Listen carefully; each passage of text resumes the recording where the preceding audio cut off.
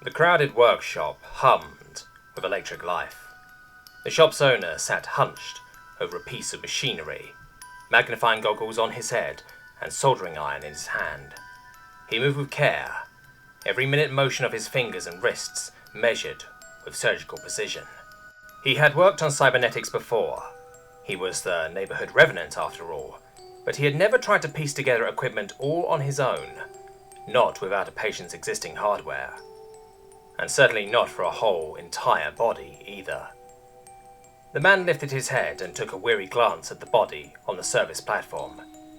He had been saving for years to buy the necessary equipment for it, ever since the Bliss Club opened down the street from his shop.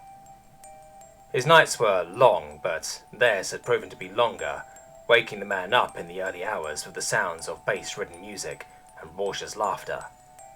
It was a popular spot for the younger crowd, and he had seen countless youths leading the club's toys away from the building, presumably to avail themselves of the workers' services. The whole thing made the man sick. After he realized that his new neighbors weren't leaving anytime soon, the man threw himself into his work as a distraction from the noise. He saw patients and other clientele by day, but at night, he chipped steadily away at his pet project. The body on the platform was the near culmination of said efforts. He told himself that he wanted to construct an entirely cybernetic body merely for the sake of proving to himself that he could as an independent revenant. But as time went on, he had found himself secretly hoping that the body would be able to function on its own. This wish resulted in the impulse purchase of a Venusian AI personality construct from the softs dealer a few blocks over. "Sure, you want this?"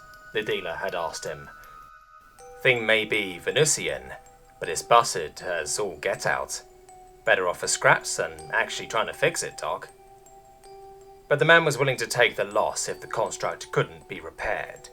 If push came to shove, he'd only be out a few hundred chips, and besides, Venusian products didn't come around that cheaply every day. That had been the last piece the man needed to complete his work, and it was the most difficult aspect of the whole affair. Much of the data on the construct had been corrupted due to damaged sectors as well as some memory bugs. Given that the man didn't want to completely overwrite the personality embedded within the cyberware, his goal was to fix the corrupted data, not just delete it and start over. Not that starting over would have helped anyway. The man was a street rev, not a biotechnics programmer. Over the subsequent months, he had lost count of how many times he'd had to restart his efforts from square one, taking 2 steps forward and 1 step back.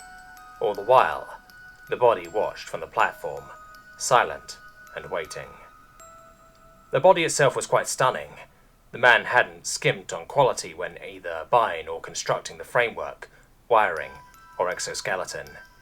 He bordered on obsession when searching for components, poring over online sites and local inventory. He even went so far as to travel to Malchus, one of Terra Prime's premier revenants. That encounter alone set him back several thousand chips, not even including the hards and softs he'd purchased while there. That was where he'd bought the outer skin for the body, which was probably the most uncomfortable part of the entire process for the man. Buying from Malchus meant that you got top quality, and the materials used were as lifelike as possible. The man eventually had to completely shut off his cerebral inhibitors, just so he could stretch the suit over the internal cyberware. After that, the rest was a clinch. The head was topped with long black hair. The face had violet-coloured optics, a small nose, and soft, heart-shaped lips.